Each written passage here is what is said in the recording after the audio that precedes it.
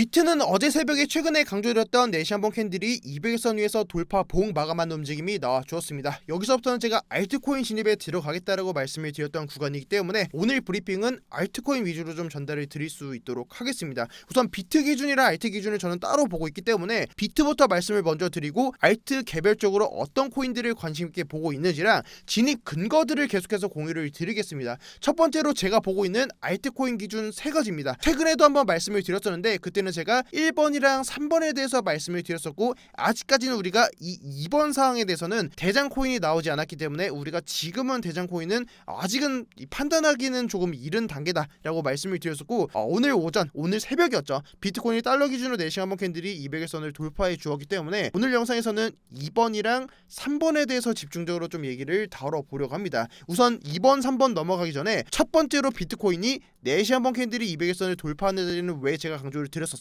비트의 큰 추세를 결정짓는 자리이기도 하지만 해당 자리에 올라왔을 때 알트코인이 상승 탄력을 받기에 정말 중요한 자리다라고 말씀을 드렸었죠. 제가 3월 15일에 교육자료를 올려드렸던 내용이고, 비트가 큰 추세를 결정 지어줬을 때 알트코인 상승분을 보여줬을 때가 과거 7월달부터 9월달에 에이다가 플러스 196%, 그리고 10월달부터 11월달에 디센털랜드가 698%, 2월달부터 4월달에 웨이브가 673%, 10월부터 11월달에 도지코인이 181%까지 상승분을 보여주었습니다. 비트코인 상승분 대비 알트코인이 정말 크게 오를 수 있는 자리다라고 제가 설명을 드렸었는데, 이제부터 여기서부터 중요한 게 결국은 이 수많은 알트코인들 중에서 이렇게 상승분을 정말 크게 보여줄 수 있는, 결국은 쉽게 말해서 이 대장 코인이 어떤 건지를 찾는 게 좀 중요할 텐데, 이 대장 코인에 대해서 조금 이해가 좀 생소하신 분들을 위해서 좀 간단하게 설명을 드리면은 과거의 NFT장을 보면 우리가 알 수 있습니다. 21년도 10월부터 11월달에 비트코인이 전고점을 돌파했을 때 디센털랜드가 과거의 페이스북, 현재는 메타라는 이름을 갖고 있는 그 회사에서 NFT장을 주도하면서 디센털랜드 샌드박스뿐만 아니라 너도 나도 NFT가 묻었다, 각 코인 회사에서 트위터에 홍보를 하면서 NFT에 N자만 붙었다면 상승분을 정말 크게 보여줬던 장이었습니다. 그만큼 NFT만 오르기도 했었고, 지금처럼 디센털랜드 같이 이런 대장 코인을 잡지 못하더라도 그와 관련된 코인들을 잡았을 때 그 수혜를 충분히 받을 수 있는 그 장세가 나와줬었죠. 과거 21년도 10월부터 11월달이 거의 뭐 NFT의 장이라고 해도 뭐 과언이 아니었을 텐데, 자 그럼 다시 현재로 돌아와서 과거 알트장이 아니라 현재 알트장은 또 어떻게 이끌었는지도 우리가 체크를 해봐야겠죠. 최근에 가장 크게 상승분을 보였던 알트코인, 여러분들이 기억하시는 알트코인은 어떤 거죠? 23년도 1월 7일 비트코인 내시한번 캔들이 200일선을 첫 번째로 돌파해 주었을 때 당시에 1월 7일 앱토스가 플러스 47%까지 반등분이 나와 주었었고, 다시 비트코인 내시한번 캔들이 200일선 밑으로 하방 이탈하기 시점까지 앱토스가 플러스 550%까지 반등분을 보여주었습니다. 자 그럼 2023년도 올해 초에 상승 메타를 주도했던 대장 코인이 결국은 앱토스라는 건데, 제가 디센털랜드 말씀드릴 때 여러분께 뭐라 말씀드렸었죠? 대장 코인을 잡지 못하더라도 그 대장 코인과 관련된 코인들, 수혜를 받을 수 있는 코인들만 잡더라도 추가적인 그 반등분을 우리가 충분히 노려볼 수 있다라고 말씀을 드렸었죠.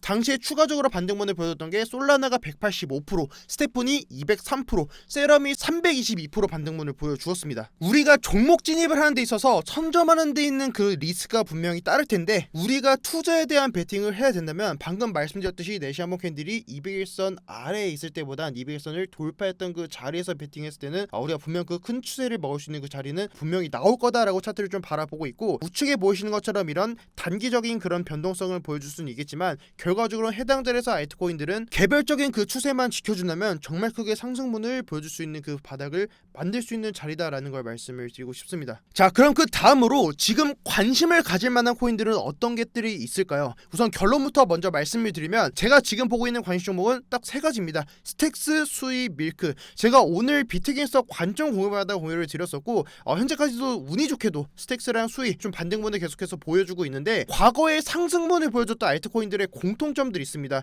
자 지금 보시는 알트코인들이 지금 보시는 이 검정색 시선이 21선입니다. 과거의 추세를 강하게 타고 상승분을 보였던 코인들이 공통점들이 있습니다. 자 지금 보이시는 이 검정색 시선이 21선이고 업비트에 있는 이 일본 캔들은 21선을 따라간다라는 말씀을 제가 드렸던 적이 있었는데, 에이다뿐만 아니라 과거에 보여줬던 뭐 디센털랜드도 검정색 시선을 계속해서 따라가고 있고, 웨이브 그리고 도지코인 전부 다 동일합니다. 그 추세를 이탈했을 때가 21선을 반대로 깨고 내려오는 자리들이 나와주고, 그 이후에도 나왔던 게 앱토스 역시도 21선을 계속해서 타고 올라가고, 수혜를 받았던 코인들도 자 솔라나, 스테픈, 세럼까지 오늘 마지막으로 말씀을 드릴 게 알트코인이 세 가지 매수 기준에 부합을 하는지입니다. 이 세 가지는 제가 이전에도 말씀을 드렸었는데 세 가지로 제가 분류를 시키는 게 첫 번째로 버티는 알트, 두 번째로 무너지는 알트, 세 번째로 회복하는 알트. 가장 그 추세를 좋게 보이는 게 버티는 알트코인, 일본 캔들 기준으로 21선 위에서 그 추세를 만들어가는 코인들입니다. 현재 비트코인 도미넌스가 일본 기준으로 계속해서 고점을 넘겨주고 있는 상승분을 보여주고 있기 때문에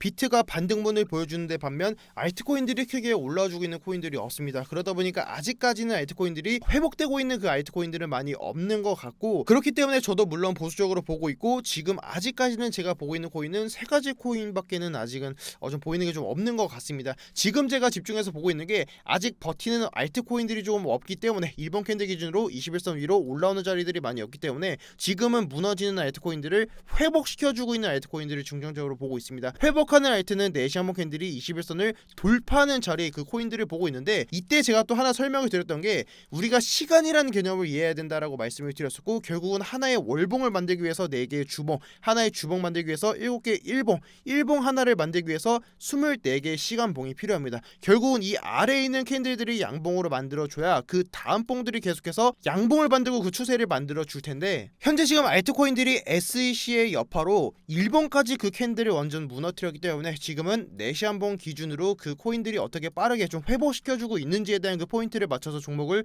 진입하시는 걸 좀 권장을 드리고, 여기서 제가 또 한 가지 또 보고 있는 게 네시한봉 캔들이 21선을 돌파해 주었고 일본 캔들이 21선에서 가까운 캔들에 있는 그 알트코인들을 좀 집중적으로 좀 보고 있습니다. 그 중에 하나가 스택스가 사실상 스택스는 오늘 일본 캔들 21선 위로 돌파를 해줬는데, 스택스로 예를 들면 일본 캔들이 지금 오늘 6월 20일날 돌파를 해줬고, 네시한봉 캔들로 보면은 오늘 이전에 네시한봉 캔들이 봤을 때는 때가 6월 16일입니다. 결국은 알트코인들이 그 작은 봉에서 추세를 만들어줬을 때 큰 봉에서도 그 추세를 결정짓는 그 자리가 분명히 나올 거기 때문에 우선적으로 지금은 일본 캔들이 전체적으로 좀 무너진 코인들이 많습니다. 그렇기 때문에 네시한봉으로 짧게 그 기준을 손익비를 최대한 맞춰서 가져가시는 걸 좀 권장을 드리겠고, 그 다음으로 일본 캔들이 21선을 돌파해 줬을 때 그 해당 자리를 기준으로 잡았을 때는 우리가 그 손익비는 충분히 가져갈 수 있다. 그때 비트코인이 네시한봉 캔들 200선을 딛고 이 자리를 깨지 않고 추가적인 반등을 보여준다면 과거랑 동일하게 그 큰 추세를 우리가 잡아갈 수 있는 그 자리가 분명 열릴 겁니다. 반대로 우리가 지금 알트코인들 한 가지 좀 조심을 해야 될 게,